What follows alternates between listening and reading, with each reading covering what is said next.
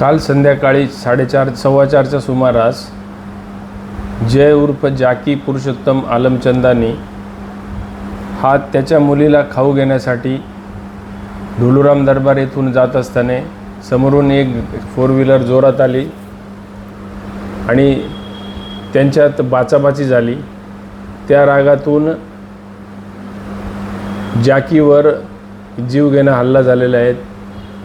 त्याला हॉस्पिटलला हलवल्यानंतर त्याच्या हॉस्पिटलमध्ये जबाब नोंद करून 2 आरोपींविरुद्ध खुनाचा प्रयत्नाचा गुन्हा दाखल करण्यात आलेला आहे आणि दोन्ही आरोपींनी जी गाडी वापरली त्या गाडीवरून आरोपींची नावे निष्पन्न झालेली आहेत। तपास चालू आहे।